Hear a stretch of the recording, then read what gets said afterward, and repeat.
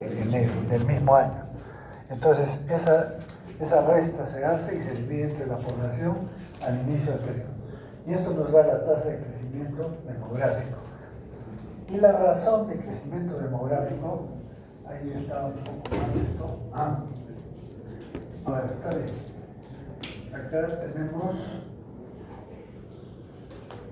la razón de crecimiento, la tasa, o sea, esto, multiplicado por 100, para conocer el porcentaje, nada más.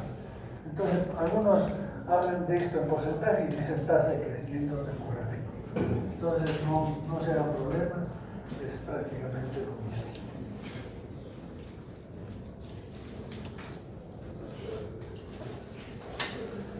Miren acá, para que podamos evaluar cómo es que, cuál es la tendencia del crecimiento poblacional en Perú.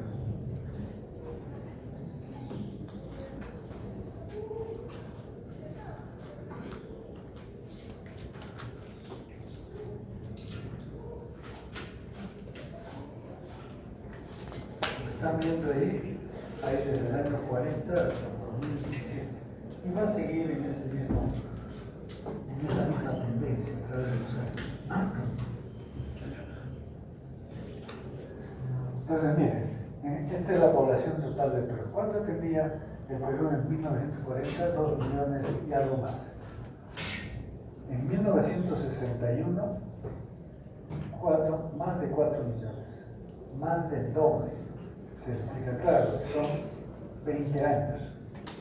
Pero del 61 al 72, que son 10 años, de 4.600.000 a 8 millones, casi se ha duplicado en 10 años la población del Perú.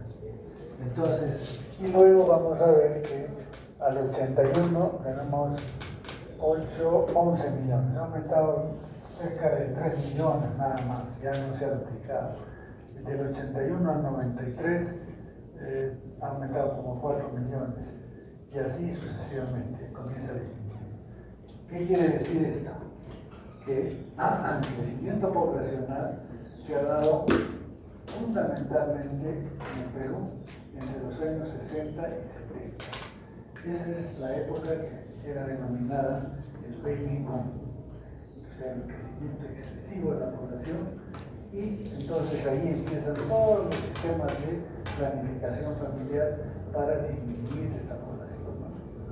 Siguiendo lógicamente la teoría de Malthus, ¿no? Que hay que controlar la población por medios explícitos, por medios tangibles. Pero miren acá Arequipa, tenía 150.000, en 20 años a 250.000, pero en 10 años de 250.000 a 420.000, casi también todo. Y así vamos a ver en todos sitios. Lima, por ejemplo, es más exagerada este crecimiento de la población. En el 40 eran 500.000 más o menos.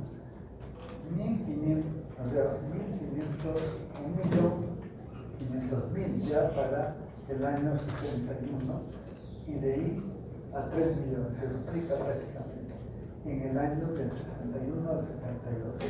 Entonces, esto es lo que ha sucedido en Perú. En otras palabras, un aumento excesivo de la población en los años 61 y 70. Y este es el crecimiento de la población, crecimiento poblacional, o sea, la tasa de crecimiento, el porcentaje. En los años 40 estos fue del 2.2, pero en el 61, 62, 72 que estamos viendo que es el problema, es 2.9 la tasa de crecimiento.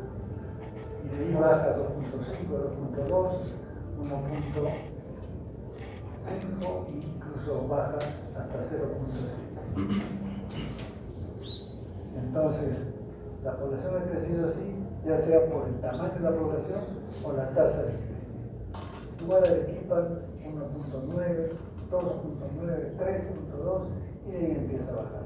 En todo Lima también tenía una tasa de crecimiento de 5.2, 5.7, 3.7, 2.7 empieza a bajar. O sea, aquí se da pues el mayor aumento, pero en Lima incluso ya en los años 60 aumentan notablemente. ¿A qué se debe eso? Se debe simplemente a este detalle, que Apurímac tiene una tasa de crecimiento de 0,5, 0,6, 0,5, 1,4, 0,6, etc. ¿Quién más? Ayacucho, 0,6. Apurímac a Huancavelica, 1, 1,8. Podríamos buscar otro más que nos ayude. 1,1, 1,1. Estos últimos departamentos, ¿qué los caracterizan? ¿Qué de común tienen? Huancavelica, Apurímac, Ayacucho, Puno. ¿Ah? Dime más. ¿Qué caracteriza a estos departamentos? La pobreza, ¿no es cierto? Son países pobres y rurales fundamentalmente. Y entonces, ¿qué hace la gente del campo que está pobre? ¿Se queda en el campo? Los jóvenes se van. Todos los jóvenes se van. ¿Y dónde se van? A Lima. Por eso que Lima aumenta excesivamente. Entonces, Lima no aumenta solamente por su crecimiento natural, ¿no es cierto?, sino por el crecimiento demográfico que incluye las migraciones. Y lo mismo pasa en las otras ciudades grandes. Esto para que vean ya con más detalle, ¿no? 2.2, 2.9 es a nivel nacional, pero en Arequipa 1.9 es un poco menos, pero Lima tiene 4, 5 y empezaría a bajar 3.5, 3.5. Huancavelica, Madre de Dios también. Madre de Dios ha tenido un crecimiento excesivo. ¿A qué se debe este crecimiento? Es selva, todos los departamentos de selva también han disminuido su población. Pero ¿por qué la Madre de Dios aumenta? Es un hecho que hasta ahora es todo un problema ahí. Es la minería informal. Entonces la minería informal atrae gente delante que se va a la selva a buscar oro y mejorar sus condiciones. Bien. Bueno, este es el crecimiento promedio, como hemos visto, ¿no? Pero este es entre censo y censo cuánto aumenta la población. No tiene sentido que estén aprendiendo estas cosas. Bueno, ¿qué factores influyen en el crecimiento de población? Esto es a nivel mundial. ¿Por qué las poblaciones empezaron a crecer? Eran pequeñas, ¿se acuerdan cuando hemos hablado de la evolución de la humanidad? 125.000 habitantes, 1 millón, etc. Y empiezan a crecer excesivamente debido a la elaboración y el uso de herramientas que facilitaron diversos trabajos, como la construcción de viviendas, el cultivo, la recolección de alimentos, etc. Entonces, cuando el hombre empieza a buscar más recursos, sobre todo alimenticios, entonces se crean las condiciones para que aumente la población. La revolución industrial impactó el desarrollo humano también, de manera positiva, porque dio trabajo a mucha gente. Y entonces en esos inicios había trabajo, había posibilidad de mejorar la vida y lógicamente también las condiciones de sanidad mejoraron y aumentó la población. Todavía no se nota aquí el control de los nacimientos. Disminuye la mortalidad, pero los nacimientos siguen igual. ¿No? Esta revolución industrial ha sido pues muy importante a nivel mundial. Países que han desarrollado enormemente con la revolución industrial son Alemania, pero principalmente Inglaterra, que ahora se llama Reino Unido, ¿no? Pero Inglaterra pues era el país que comenzó a revolucionar toda la industria en las fábricas que producían. Ustedes han visto los trenes que tenemos, los tranvías, todo eso era inglés. Todo el rubro de lo que es vestido. Ellos empiezan grandes fábricas en lo que es ahora Liverpool, Manchester, eran fábricas. ¿Fábricas de qué? De tejidos. Y traían lana o seda incluso, pero la lana fundamentalmente de ellos y de otros países para producir tejidos. Es muy conocido, antiguamente se hablaba del corte inglés o del casemir inglés, ¿Han escuchado algo del Casimiro inglés? O sea, ahora, por ejemplo, una buena marca que podría ser, no sé, del estilo Michael Kors, algo de eso, ¿no es cierto? En esa época, tener un terno de Casimiro inglés era la elegancia de la moda en esa época. Entonces, ¿por qué? Porque los ingleses producían muy buena calidad de tejido. El desarrollo continuo del área de la salud también ha sido un efecto que ha incrementado el crecimiento poblacional al ofrecer mayores esperanzas de vida, posibilidad de evitar y prevenir enfermedades. Esto es importante porque el área de salud se fortalece con dos hechos principales. Si ustedes como médicos solo se preocupan de curar enfermos, no solucionan ningún problema de salud. Lo único que hacen es trabajar como bomberos, apagando los incendios. Pero si realmente se quiere mejorar la salud de una población, se tienen que hacer dos cosas. Uno, promoción de la salud. ¿Qué es la promoción de la salud? Todas las acciones que se hacen sin ser dirigidas a una enfermedad en particular, simplemente a mejorar el bienestar y la salud en general de la población. Por ejemplo, la educación. La educación es promoción de la salud. Entre más educada sea la gente, va a tener mejor salud. Y también, digamos, esto es promoción, pero otro acto de promoción es el saneamiento ambiental. Y el saneamiento ambiental significa dar agua a desagüe, fundamentalmente.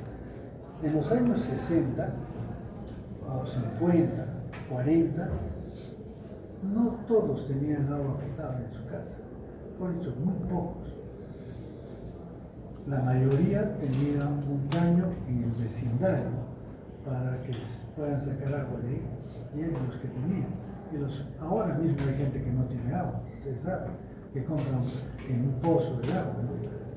Pero en esa época, si es que había agua potable, era minoritario, y entonces, y el saneamiento igual, por eso que la defecación al aire libre era pues frecuente, y por lo tanto las enfermedades proliferaban, principalmente diarreas.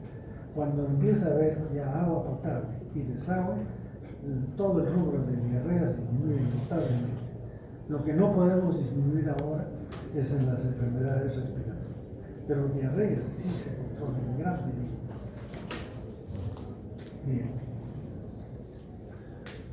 Entonces, eso es promoción. La promoción entonces es mejorar el saneamiento, pero la prevención primaria es otra cosa. Hay prevención primaria, secundaria, terciaria, ya vamos a ver después. La prevención es diferente de la promoción, porque la prevención ya va contra una enfermedad en particular. Por ejemplo, ¿cuál es lo más común para prevenir las enfermedades? Vacunas. Entonces las vacunas ya están dirigidas a una enfermedad. Una vacuna no se puede considerar promoción de la salud, ese ya es prevención de la salud. Entonces, y así, esto es el desarrollo continuo de la salud, hace primero que se evite, o sea, que se haga promoción de la salud y después la prevención. Mejoras de la calidad de vida en términos generales, es decir, contar con un buen sistema de salud, educación, posibilidades de encontrar empleos, la estabilidad económica, política, social, etc. Entonces, todo esto ha hecho que se estabilice la población y comience a crecer hasta un cierto límite. Porque ya cuando llega a un cierto límite, más bien ya todas estas condiciones siguen aumentando y más bien ya la población empieza a decrecer en su crecimiento.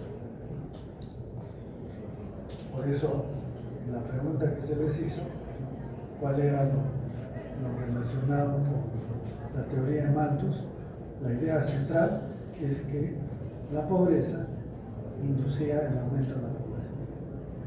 O la población también puede ser que el aumento de la población llevaba a la pobreza. Pero fundamentalmente es que la pobreza determina el aumento de la población, ¿no? Y entonces, ¿qué es lo que tenían que hacer? Ya, era un círculo vicioso, pobreza, población, pobreza, población. Entonces, ¿qué hacían? Control de la natalidad. Cuando en realidad no es así. Hay países que son muy poblados, pero son ricos. Y entonces, ¿a qué se debe? A que hay trabajo.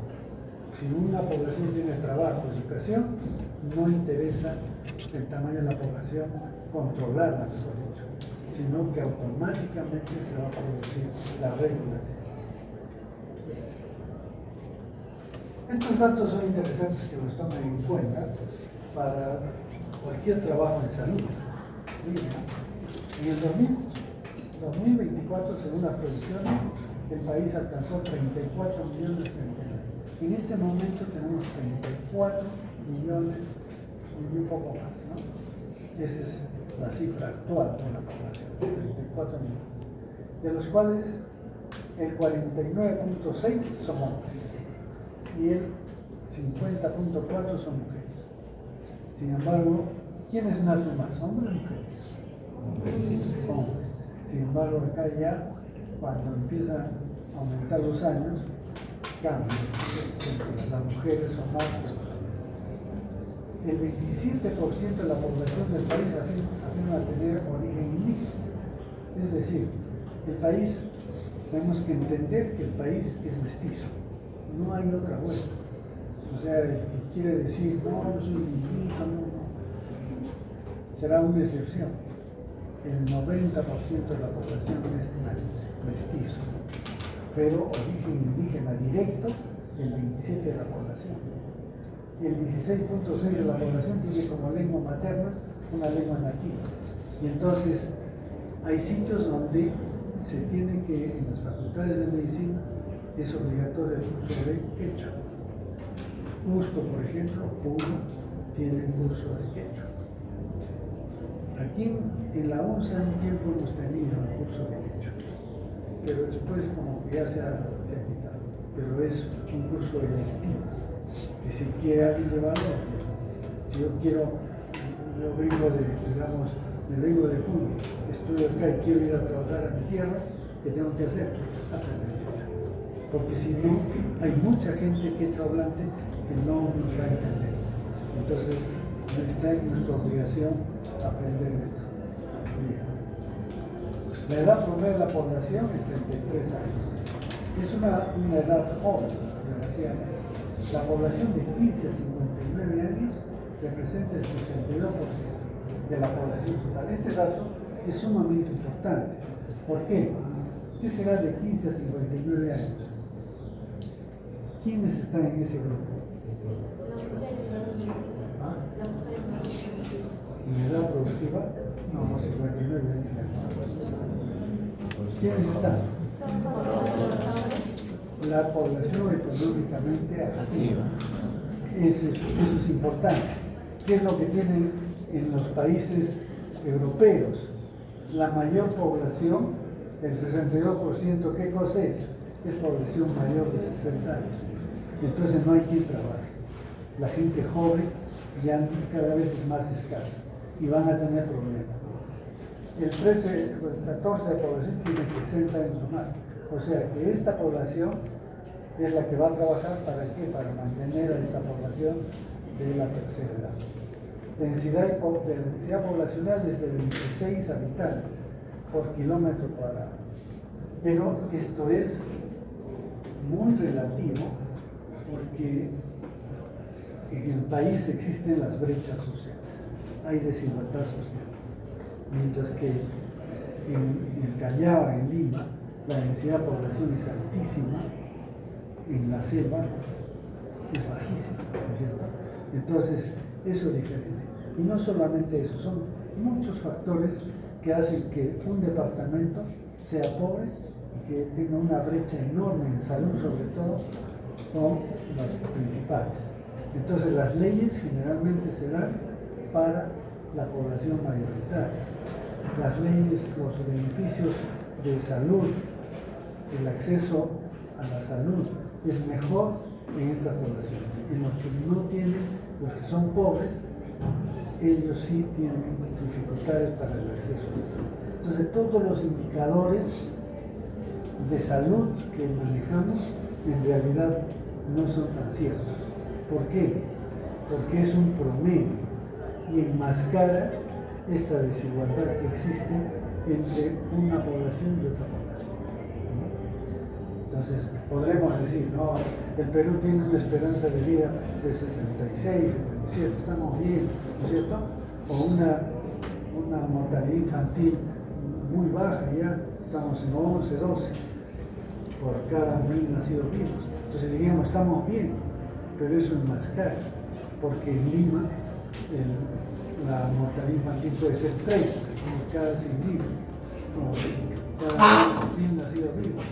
Pero si nos vamos a Ayacucho, a Lima, a Huancavelica, ahí están en 80, 90. Entonces, estamos mezclando cosas y ocultando las desigualdades sociales que determinan, por supuesto, el estado de salud de la población. La densidad poblacional, tasa de mortalidad materna hemos visto, ¿cierto? ¿Se acuerdan? Entonces, la mortalidad neonatal, la tasa específica de mortalidad por causa, hemos visto. ¿Hemos visto esto, sí o no? ¿Cierto? Sí. Tasa de mortalidad. Y esto es solamente para que vean cómo esto es el crecimiento de la población. Crecimiento poblacional, tasa de crecimiento poblacional. ¿Qué significa? Que estuvo alta en los años 60, 70 y de ahí empezó a bajar. Nos estamos viendo. Mientras que el tamaño de la población está en aumento y va a seguir en aumento por muchos años. Entonces, no confundir tasa de crecimiento poblacional con tamaño de la población. Es diferente. Esta es la mortalidad materna. Miren la mortalidad materna. Estos son los países de Estados Unidos, los países nórdicos, incluso ibéricos también, o Australia. Menos de 10. O sea, que de cada 1000 nacidos vivos se mueren menos de 10%, sería 0.5. Pero hay países, sobre todo en África, que es más de 1000. O sea, ¿qué quiere decir eso? Es tasa de mortalidad materna, de cada 100.000 nacidos vivos. De cada 100.000 nacidos vivos se mueren 1000 madres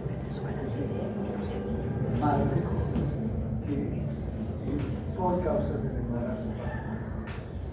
¿Qué es lo que mide o qué refleja la tasa de mortalidad materna? Sistema de salud. Entonces, quiere decir que este sistema de salud es pésimo. ¿Ya viste mortalidad materna en el Perú? ¿Dónde se mueren más las madres? Selva y sierra. ¿Por qué? Porque el acceso a la salud es difícil. La gente vive en un cerrito, en la sierra, lejos de un centro de salud. No hay movilidad. Y en la selva es igual. Ustedes, como anécdota, puedo contarles lo que le pasó a un compañero en mi promoción cuando hizo el CERUM. Le tocó en un pueblito alejado de Cusco. Había un centro de salud. Creo que era por Sicuani, no me acuerdo exactamente. Y viene una madre que estaba dando a luz en su casa y viene con hipotensión. El examen estaba sangrando. Ruptura espontánea o ruptura de útero en el momento del parto. Y entonces este compañero le examina y le dice a su esposo, ¿sabe qué? Tiene que llevarse a la hospital. ¿Por qué? Si no va a morir. No hay otra forma, tienen que sacarle el útero, hacerle la histerectomía. Y tienen que llevarle esto. Busque alguna movilidad para que fueron a buscar, que no había, encontrar una camioneta que no tenía gasolina, que estaba malograda, etcétera, etcétera. Entonces, eso hizo pasar el tiempo. Ya casi era la tarde y no había movilidad. Entonces, el colega le dijo, mire, al esposo, tengo que operar. voy a operar, pero no le puedo asegurar 100% que va a vivir, porque las condiciones que hay en un centro de salud no son suficientes para la operación. Pero si la dejamos sin operar, se va a morir, ya que no se puede llevar a otro sitio. No hay acceso a un servicio, a un hospital más de mayor categoría. Y entonces, ¿qué hace? Da la autorización al esposo y lo llama al odontólogo, el enfermero estaba, y con un técnico más empieza la operación. Pero ya se oscurece, no había luz. Vela, pues vela alumbrando. No había como ahora pues el celular, ¿no? Estamos hablando hace 40 años o más. Y entonces, con vela y con los elementos de cirugía menor para hacer esto, pero logra, digamos, pinzar la arteria perina, ¿cierto? Y saca y la salva en esas limitaciones. Pero miren lo interesante de esto, es que él, después de muchos años, él es traumatólogo, ¿no? Cirujano, traumatólogo, se opera todos los días. Él dice, con toda la experiencia que tengo ahora, no me atrevería a hacer un intento. Es decir, la juventud, el entusiasmo, el deseo de salvar la vida de una persona le hizo tomar fuerza y decidirse a operar a una persona que prácticamente no se muerto sin licencia. Entonces, este problema de acceso a la salud, a los servicios de salud, es un tema sumamente importante en estos sitios, donde es difícil llegar a un servicio de salud, es muy alejado. Los servicios de salud están muy distantes de la vivienda.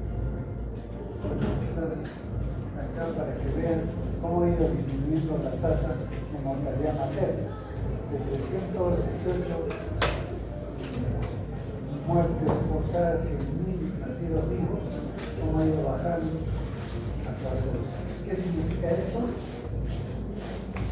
Que ha mejorado el sistema de salud, que hay centros de salud cada vez más cercanos a la población, ¿no?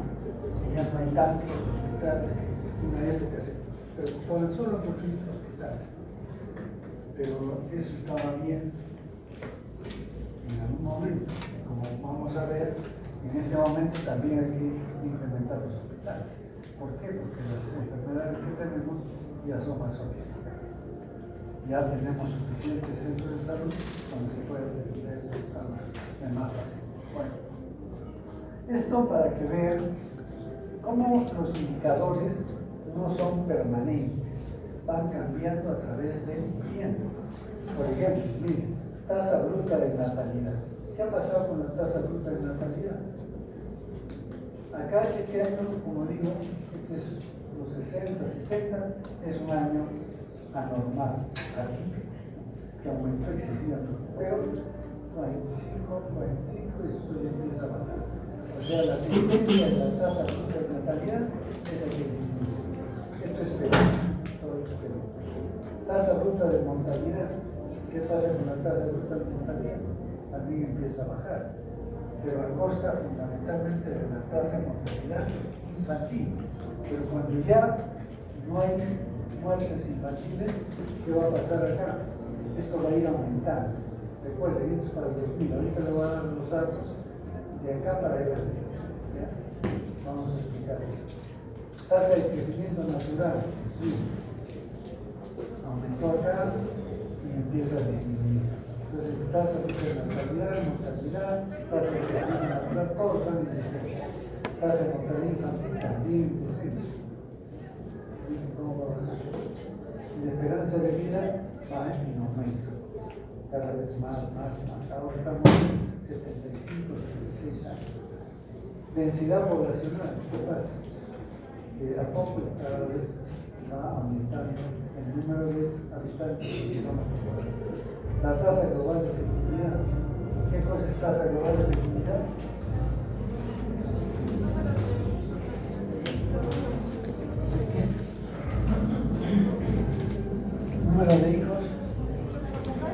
por mujer. Entonces, en promedio, por supuesto. Entonces, miren cómo esta tasa se terminan 6 hijos en promedio, 6.4, 21, 6 y empieza a bajar. Ahora tenemos los dos. Estos son los indicadores al 2050. Población total vamos a tener 40 millones. Crecimiento anual absoluto. Pues estos son números. Tasa de crecimiento.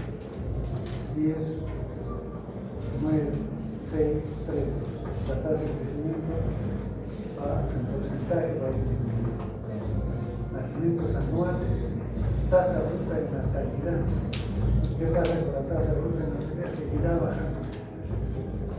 Tasa global de fertilidad. Actualmente tenemos 2.2, al 2035 1.92, 1.84. Defunciones anuales, tasa bruta de mortalidad. Dijimos que era 5.6, ¿verdad? Ya estaba bajando. Pero miren acá, a partir de estos años empieza a subir. ¿Por qué aumenta? Si ya disminuyó la tasa de mortalidad infantil, entonces debería de seguir aumentando. Ya no puede más, ya la tasa de mortalidad se estabilizó. Entonces, ¿qué pasa? La población se hace vieja y entonces la probabilidad de morir aumenta. Entonces empieza a aumentar. Típico de los países con población vieja. Tasa de mortalidad infantil sigue bajando. Y la esperanza de vida sigue subiendo. En este momento estamos construyendo los sectores. Bien, estos son indicadores actuales, ¿no? Que van de 24 a 26. Población total, 34 millones. Crecimiento poblacional, 1%. Y el crecimiento poblacional, 1%. Ya es bajísimo. La tendencia es la desaceleración de crecimiento. Tasa de natalidad, 16 a 18 nacimientos por cada 1.000 nacidos. Proyecciones recientes. Tasa de mortalidad, 6 muertes por cada 1.000 habitantes. También está disminuyendo, pero después va a subir. Tasa global de fertilidad. ¿Cuántos hijos tiene mujer? 1.9, es la actual. 1.9 hijos por mujer. ¿Por qué? Porque en la ciudad tiene menos de 2 y en la zona rural hay más de 2, pero ¿cuál es mayoritario? ¿Dónde vive más la gente? En la zona urbana. Y entonces ahí, como tienen pocos hijos, eso baja la tasa global de fertilidad. Pero tengan presente que está por debajo del nivel de reemplazo. ¿Cuál es el nivel de reemplazo? Yo les dije que era 2, ¿cierto? De esa forma grosera o gruesa. Entonces, ¿por qué 2? Porque de cada familia, que son 2 personas, deben tener 2 hijos, ¿no es cierto? Entonces, si tienen 2 hijos, se van a reducir. Pero se pone 2.1 porque es corregido. ¿Por qué se corrige con un 1? El 0.1. Por las mujeres que no tienen hijos y por los niños que mueren en accidentes y otras cosas. Pero principalmente familias que no tienen hijos. Entonces, ya, o mujeres que no pueden tener hijos. Entonces, eso hace que la tasa de reemplazo sea 2.1. O sea que para que una población se mantenga exactamente igual, ¿cuántos hijos debe tener cada mujer? 2.1.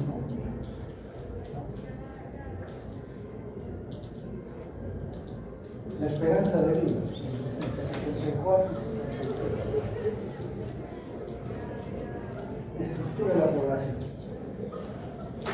Hemos visto que la edad mediana es 30.6. Los jóvenes menores de 15 años están en descenso. Cada vez hay menos jóvenes menores de 15 años. Adultos, la mayoría. Y adultos mayores están en aumento, están aumentando.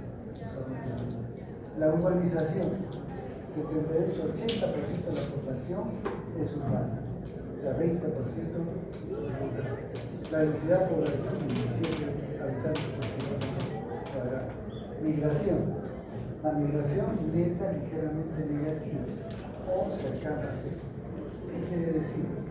Que la inmigración se iguala con la emigración. ¿Y por qué? Porque hay inmigración de peruanos. Los peruanos se van a otros sitios, pero también vienen, por ejemplo, los venezolanos, que compensa parcialmente.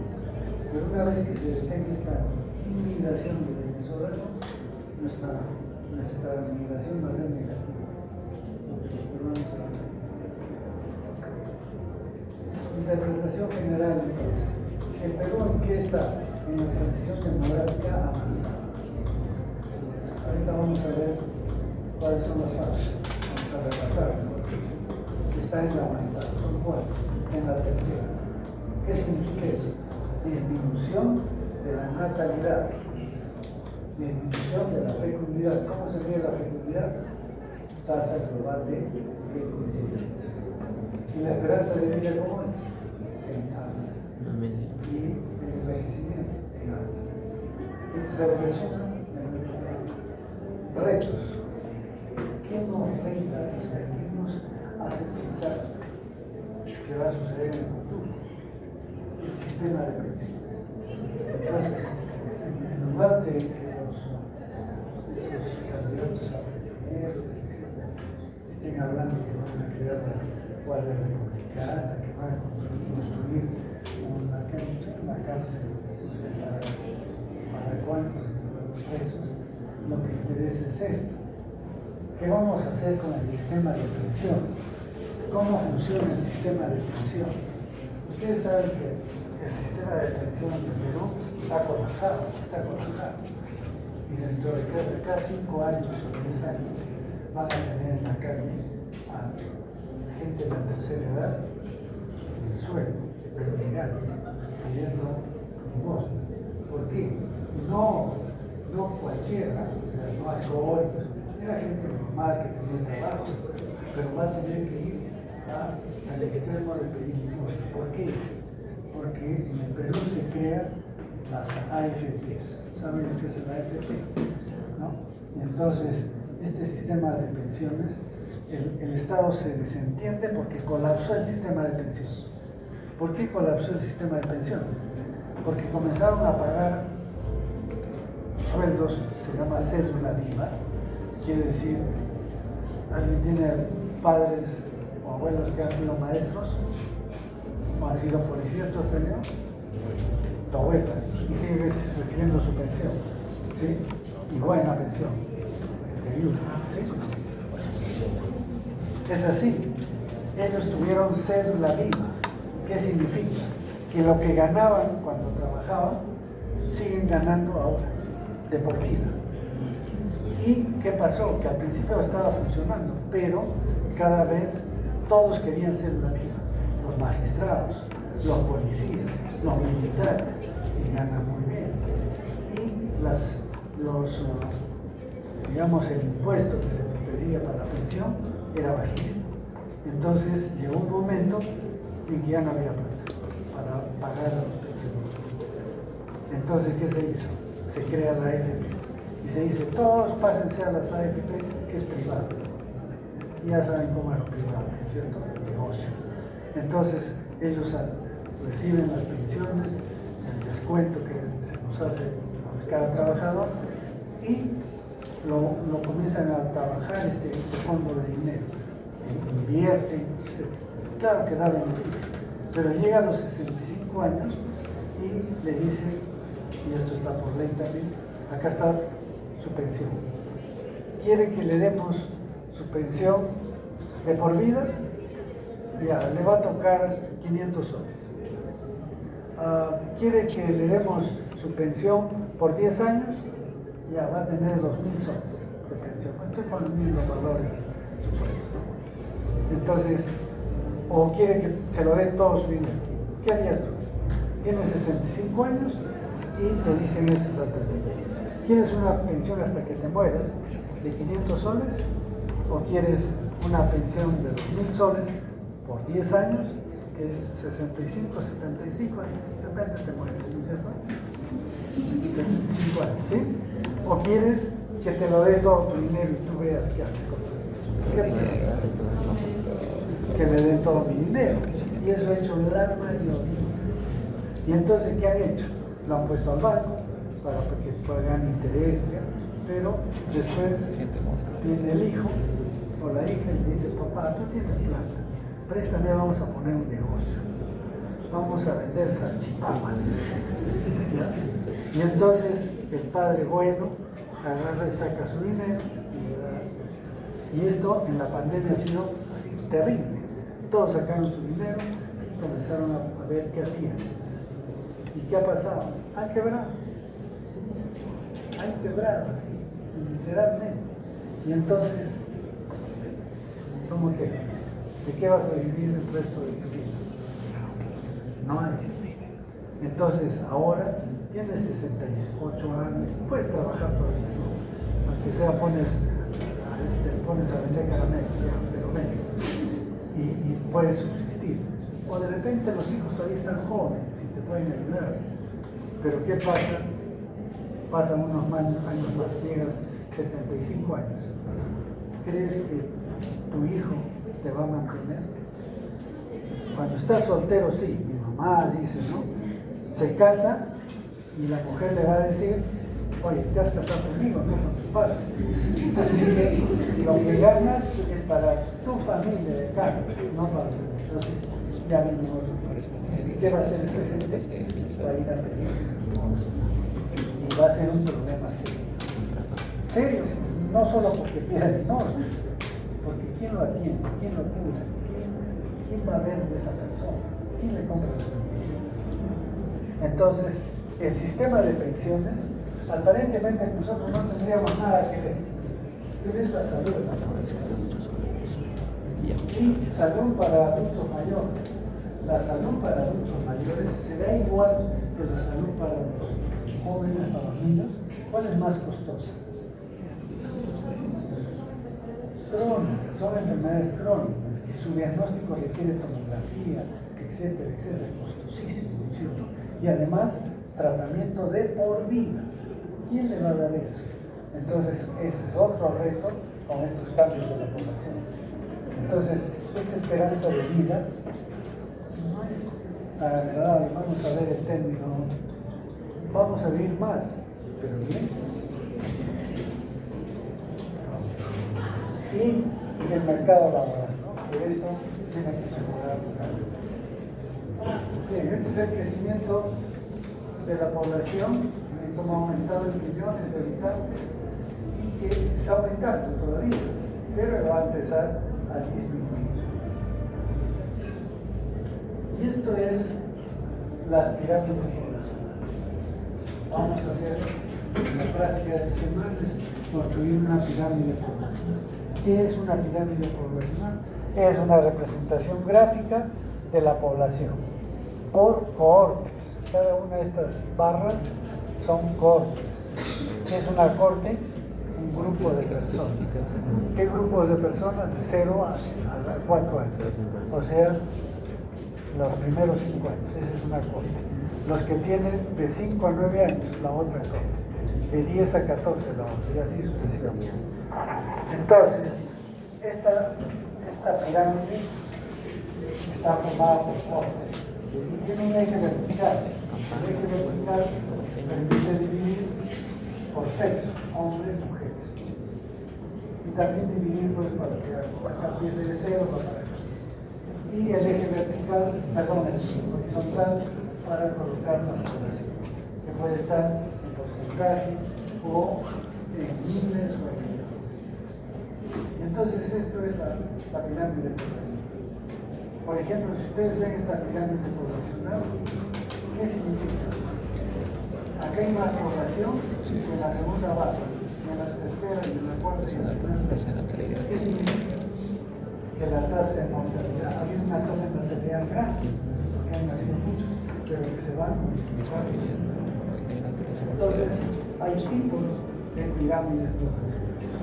Esta es la pirámide poblacional del Perú actual. ¿Qué significa esto? Que ya disminuyó la tasa de natalidad. Disminuyó la tasa. Y la de mortalidad también.